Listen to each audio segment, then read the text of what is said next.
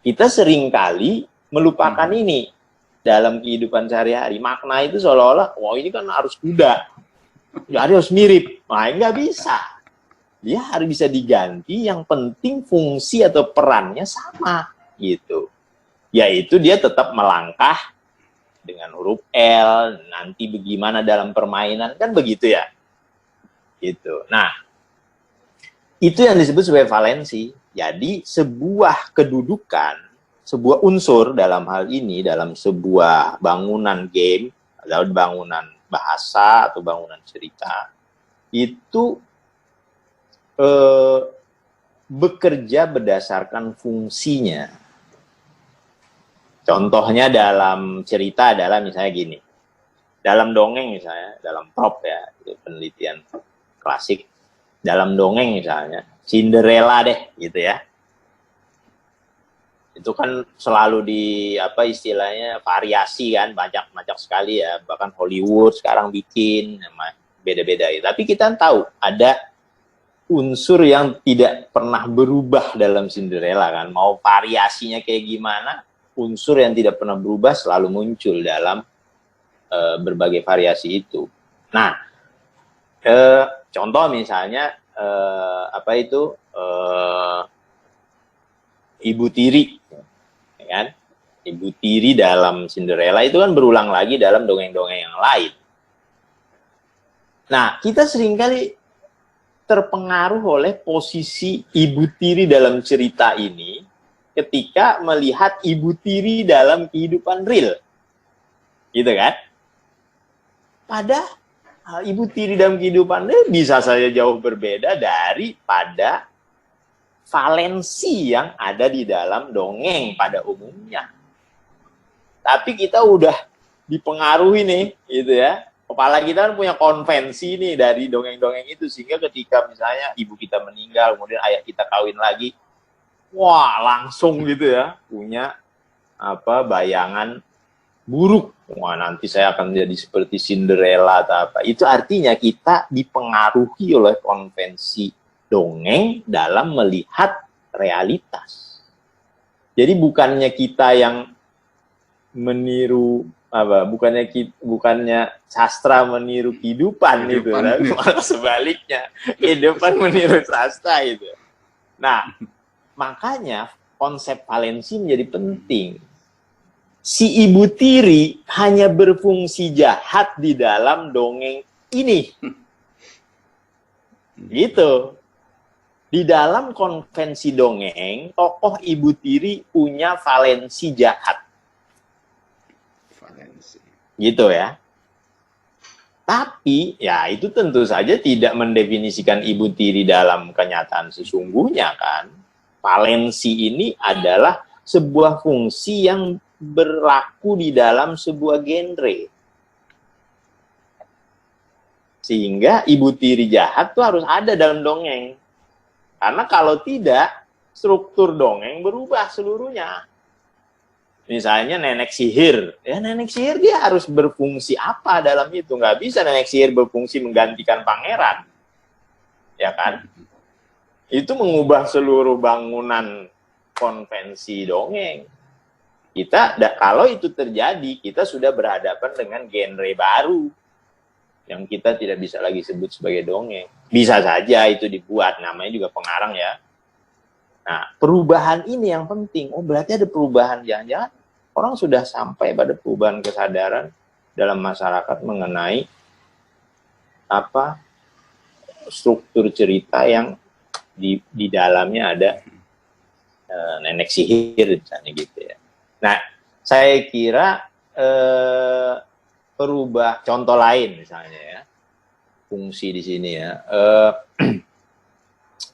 Kalau Anda lihat versi-versi Cinderella apa namanya yang dibuat oleh Hollywood belakangan di film ya, kelihatannya dia pelan-pelan mau mengubah apa fungsi pangeran gitu ya. Mulai itu dia mengubah fungsi pangeran. Kalau di dalam dongeng-dongeng lama, yang versi lama ya, pangeran itu kan menyelamatkan Putri Cinderella kan, putri atau putri dalam dongeng-dongeng yang lain kan selalu begitu berulang. Pangeran menyelamatkan putri yang menderita atau orang perempuan yang menderita seperti Cinderella. Penyelamatannya itu bisa diajak menikah atau mungkin ada hal-hal lain ya, itu tergantung. Tapi fungsi penyelamatan, nah ini fungsi nih, peristiwa penyelamatan itu punya fungsi yang khusus dalam genre dongeng. Sekarang misalnya Hollywood mulai membalik itu. Oh enggak, Cinderella menyelamatkan dirinya sendiri, tidak perlu dibantu oleh pangeran. Siapa namanya? Pangeran. Pangeran naksir boleh saja, ya kan? Tapi makna penyelamatan diubah sudah. Dia tetap kawin sama pangeran itu, gitu ya. Tapi tidak dalam fungsi penyelamatan. Fungsi penyelamat itu yang diubah oleh Hollywood. Tapi kita nggak menyadari itu. Kita, oh iya, yang kan dia kawin yang penting, gitu ya. Padahal ada fungsi di dalam perkawinan itu, yaitu penyelamatan. Dalam dongeng ya. Nah, kalau kita berpikir dalam kehidupan sehari-hari nih, kalau ada perempuan berpikir bahwa kalau dia kawin dia selamat, gitu, atau si cowok berpikir, wah dia saya mau menyelamatkan perempuan ini, saya naksir nanti saya ajak kawin. Kalau Anda berpikir seperti itu pengaruh dongeng itu. Karena fungsi itu memang terus-menerus ada di dalam dongeng kita, apakah dari barat atau dari timur, nggak ada bedanya sebenarnya. Gitu. Nah, penelitian naratologi itu menjadi penting di sini untuk menyadari fungsi sebuah peristiwa dalam keseluruhan bangunan naratif itu apa gitu. Menikah dalam dongeng adalah penyelamatan. Tapi bukan berarti itu nggak bisa diubah gitu ya. Muncul versi-versi lain. Nah, contoh yang menarik adalah yang dilakukan oleh Pak Umar Yunus. Ini baru saya ingat ya Pak. Saya lanjutkan aja nih. Pak Umar Yunus tahun 80-an, saya lupa disertasinya atau apa yang membuat dia kemudian bisa ngajar di Malaysia gitu lah ya. Itu disertasinya ada, saya lupa, mungkin disertasi, mungkin tulisan ya, yaitu dongeng Malin Kundang. Itu salah satu tulisan dia yang menarik gitu, Malin Kundang ya. Malin Kundang kan siapa aja tahu lah ya di Indonesia, meskipun itu berasal dari Minangkabau gitu ya, tapi kan sebenarnya versi-versi yang mirip sebenarnya terjadi di Banjarmasin, mungkin ada gitu ya, di Sulawesi ada dengan tokoh yang beda-beda. Tapi sebenarnya kan fungsi urutan peristiwa A, peristiwa B dan seterusnya itu tuh mengarah pada fungsi apa dalam bangunan keseluruhan itu. Nah, Pak Umar Yunus kemudian mempersoalkan soal durhaka dan tidak.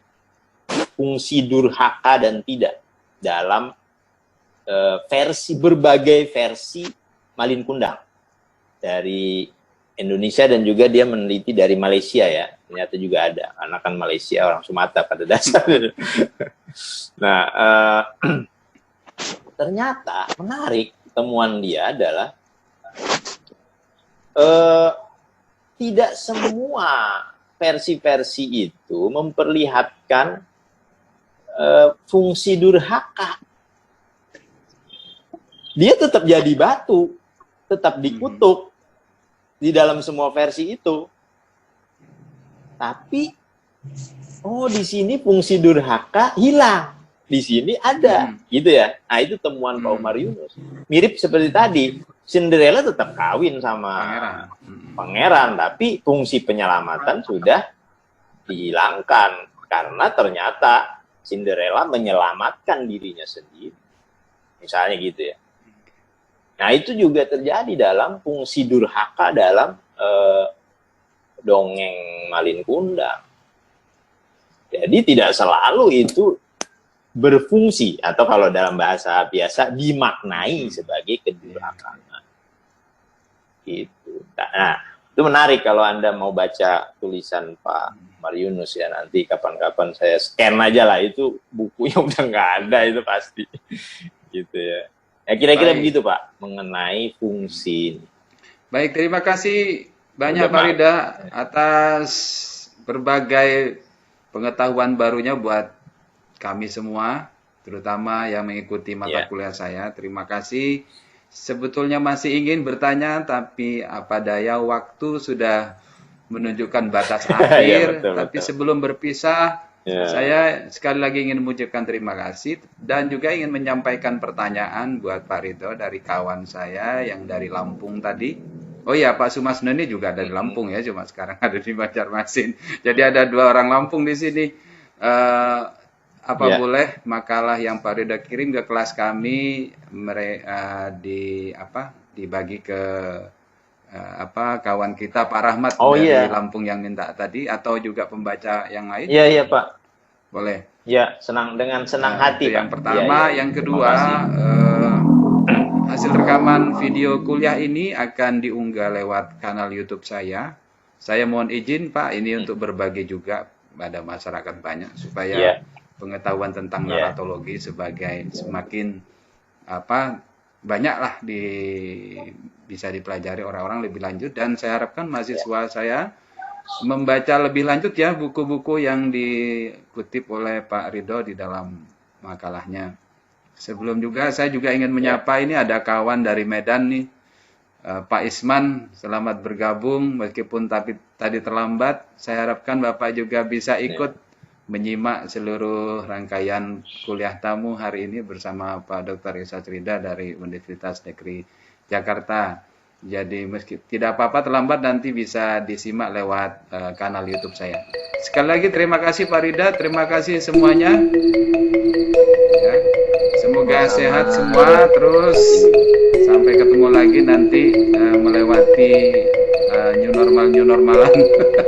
Kita bisa ketemu lagi di Banua ya Pak Rida ya. Salam untuk keluarga. Terima kasih semuanya. Assalamualaikum warahmatullahi wabarakatuh.